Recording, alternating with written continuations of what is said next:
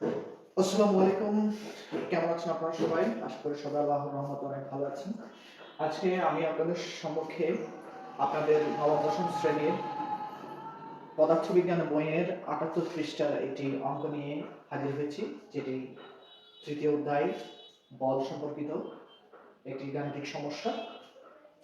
তো এখানে আপনারা কিছু সূত্র দেখতে পাচ্ছেন। এই সূত্রগুলো কিন্তু এই প্রথম 4টি সূত্র হচ্ছে গতি থেকে নেওয়া, আর যেই শেষের F ইকুয়াল টু ma যে সূত্রটি দেখতে পাচ্ছেন সেটা হচ্ছে বলের সূত্র। আমরা চলুন প্রশ্নটি পড়ে আসি। স্থির অবস্থা থেকে শুরু করে 10 সেকেন্ডে একটি বস্তু 100 মিটার দূরত্ব অতিক্রম করতে 20 নিউটন বল দিতে হয়েছে। বস্তুটির ভর কত নির্ণয় করতে হবে। এখন আমাদের মনে প্রশ্ন যে আমরা এখানে 4টি সূত্র দেওয়া আছে, এই 4টি সূত্রের কোন সূত্রটি ব্যবহার করব। এই 4টি সূত্রের সবগুলো সূত্রই তো ব্যবহার করা যাবে না, কারণ আমাদের মানগুলো বলে দিবে যে আমরা কোন সূত্রটি ব্যবহার করতে হবে। তো প্রথমে আমরা চেষ্টা করি ব্যবহার করার জন্য। দেখি আমরা আমাদের কাছে কি কি আছে। আগে প্রশ্ন বিশ্লেষণ করতে হবে। প্রশ্ন বিশ্লেষণের কিছু পয়েন্ট আমরা আউট করতে হবে। যেটা হচ্ছে এখানে স্থির অবস্থা দেওয়া আছে, তার মানে আমরা ধরে নিতে হবে u ইকুয়াল টু হচ্ছে 0। স্থির অবস্থা বললেই আদিবেগ 0 হয়। তারপর এখানে সময় দেওয়া আছে 10 সেকেন্ড, মানে সময় দেওয়া আছে t ইকুয়াল টু 10 সেকেন্ড দেওয়া আছে, এবং বস্তুর দূরত্ব দেওয়া আছে s ইকুয়াল টু 100 মিটার, এবং এখানে বল দেওয়া আছে F ইকুয়াল টু 20 নিউটন। আমাদের কাছে এই তথ্যগুলো দেওয়া আছে, আমাদের কাছে n তারা চেয়েছে। এখন আমাদের বের করতে হবে n। তাহলে আমরা এই তথ্যগুলো আমরা পেয়েছি, এই তথ্যগুলো ব্যবহার করে আমাদেরকে অবশ্যই গাণিতিক সমস্যাটি সমাধান করতে হবে। চলুন আমরা গাণিতিক সমস্যাটি সমাধান করার জন্য উপক্রম হই।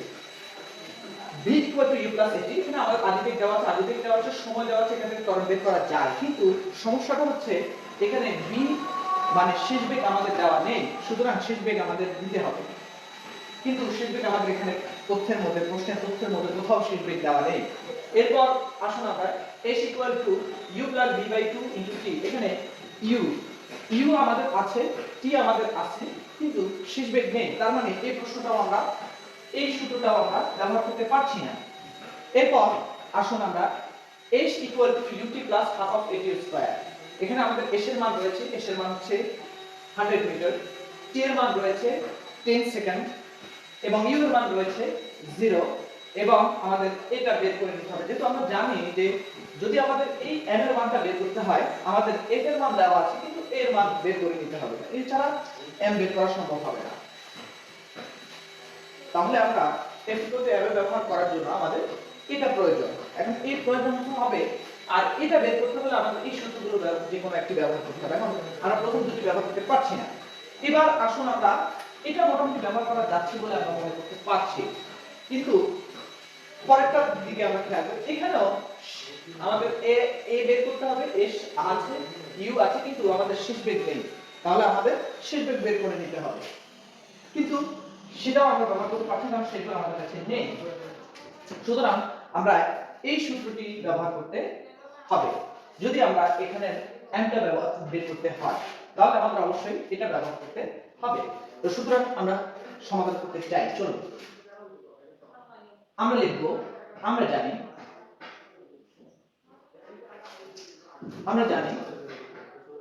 h equal to ut plus half of at square, s equal two ut plus half of at square.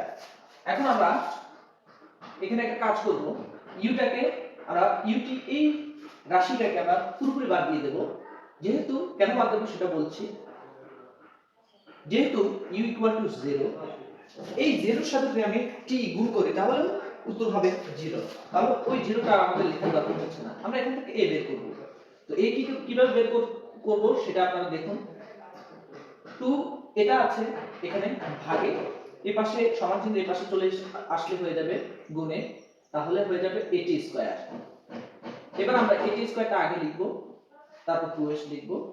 এবার আমরা যেহেতু এটা রাখবো, আর 2s বাই t স্কয়ারটা আছে, এখন আমরা 100 মানে 100 মিটার, আর t এর মান হচ্ছে 10 সেকেন্ড, দ্যাট মিন্স 10 স্কয়ার। এবার আসবে এখানে আসবে 200 আর এখানে আসবে 10 স্কয়ার মানে 100, কাটাকাটি করলে পাওয়া যাচ্ছে 2, সুতরাং 2 মিটার সেকেন্ড ইনভার্স 2 আমরা ত্বরণ পেয়ে গেছি।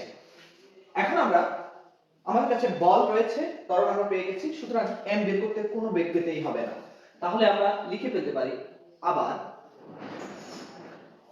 F ইকুয়াল টু আমরা জানি ma, সুতরাং লেখা যায় m equal to F by a।